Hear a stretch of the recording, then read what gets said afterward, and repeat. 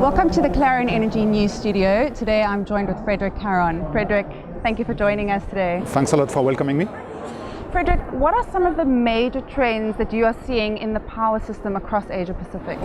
I would say there is really one major trend that we are seeing across all the countries in the region, and it is what the Minister of Energy in Malaysia has mentioned this morning in their keynote address, is the fact that renewable energy, especially solar energy, is becoming cheaper and cheaper. The Minister was mentioning this morning that already in Malaysia, solar energy is cheaper than gas-based power generation, and she expects that it will also be cheaper soon than coal-based power generation. And this is the same trend we see in all the countries. It's going to happen at a different pace because each country has its own mix of fuel supply, but that trend is happening everywhere. And this is creating an earthquake around the region because this is so important, the shift that is happening. It means that basically renewable energy is going to become the new baseload energy.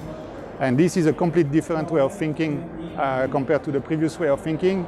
And now policymakers, they have to integrate this new fact when they are planning their policy for the future power system, which needs to be reliable, affordable and sustainable.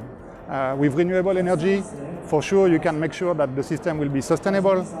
It will be affordable now, that's what we see, but you need also to make sure that it will remain reliable.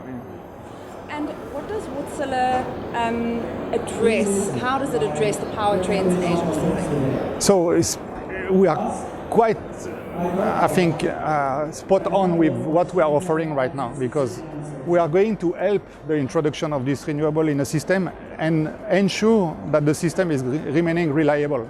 And for that, you need to have flexibility in power generation, because renewables are intermittent, and you will need to be able to generate power, for instance, when there is no sun or when the wind is coming down.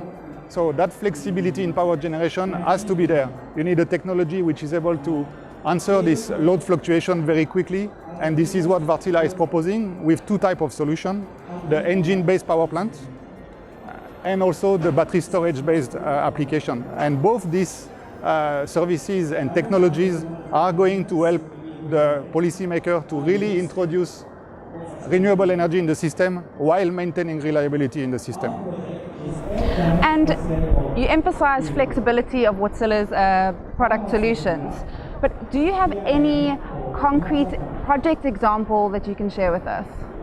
I'm thinking of two examples. The first example might be coming from Australia in Adelaide, South Australia. We have one project, 200 megawatt plant with AGL. The customer is AGL. They are one of the largest utility companies in Australia.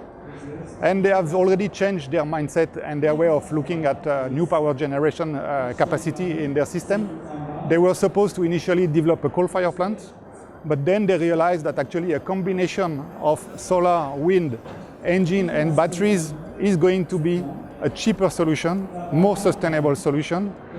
The fact that the Australian market is probably the most advanced market in terms of liberal regulation in the region, which is allowing also dispatchers to come up every 5 minutes with a new generation bid on the system, and that only the engine technology is able to provide that type of service.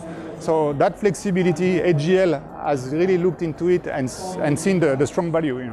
So that's one example. The second example is slightly different. It's also a 200 megawatt plant in Indonesia, in the island of Bali, which is helping securing the system in this touristic island. But more interestingly, I think the flexibility in that case came from the fact that they are using dual fuel engine technology.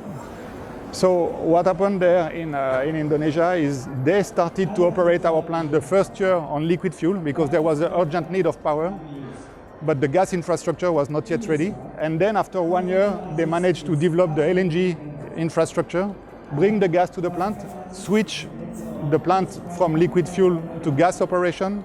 And in some cases, when there is a problem with, let's say, security in the LNG supply, they are able to come back to liquid fuel generation. So this is also another sort of flexibility. So operational flexibility and fuel flexibility.